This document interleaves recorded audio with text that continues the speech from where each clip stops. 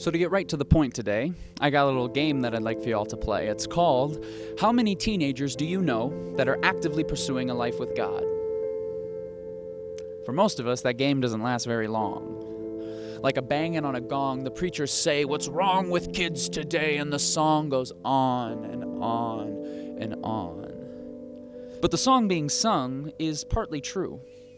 We're surrounded by a generation who, for the most part, would rather smoke a joint than sit in a pew. And to be honest, I'm really tired of placing all the blame on them, so I'm here to suggest that perhaps part of the problem, church, is you. Please hear me out. You see, teenagers today, and people, for that matter, would rather live by their own luck because they see the religious system as just way too stuck. And if you heard me say that I read my Bible every day, you'd be like, what the fudge? Doesn't that mean you're quick to judge, never budge, and just a plain old schmuck?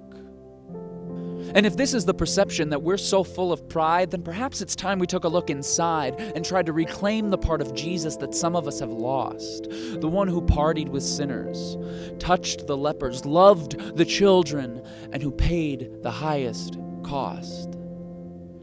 Have you ever considered just how many parties Jesus went to in the Gospels?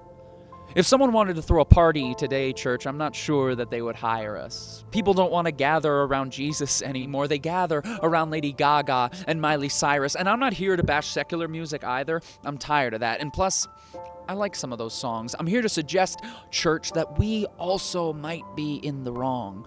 Please hear me out. You see, it's clear in the lives of the next generation, the church rarely plays a part. And maybe that's because some of the messages in TV and film and radio are a little bit more from the heart.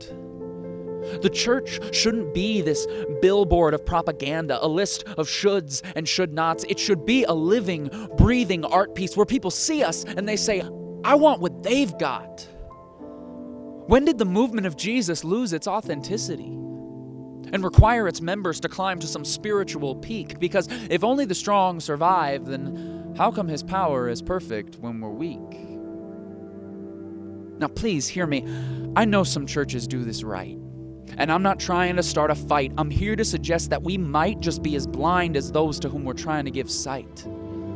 We as the church need to wisen up because the next generation is rising up and they're finding their prize in the things of this world because in their eyes, we haven't given them a better option. Running away from the church like a toxin because some of us are locked into a system of judgment and dismay. Hate you if you're struggling, different, or gay. Why would anyone want to stay when they're just viewed as a project on which we can project a list of rules? And the more we try and protect the children in this way, the more we reject what God is trying to project through them, and that is his project of authentic love. Please hear me out. You've made it this far. I'm not trying to be harsh, and I'm not trying to be condemning to either side. I'm suggesting that instead of forcing people onto some religious journey, let's just invite them along for the ride. Let's look to share before we look to teach, and maybe let's put a little more care into what we preach. Let us make faith in Jesus a little more attractive. And by that, I'm not talking about hip or cool. I'm talking about interactive. Because you can never underestimate the power of someone who truly cares and who dares to be the one person who will listen when no one else will. This is the kind of love that I believe Jesus was talking about. That authentic love that spurs us to a life that people can't help but be attracted to. Church, let us begin to live in that love. And let us stop blaming the younger generation for every problem in the world and instead come alongside them and invite them on an adventure that Jesus said would bring even greater things yet to come. This is authentic love.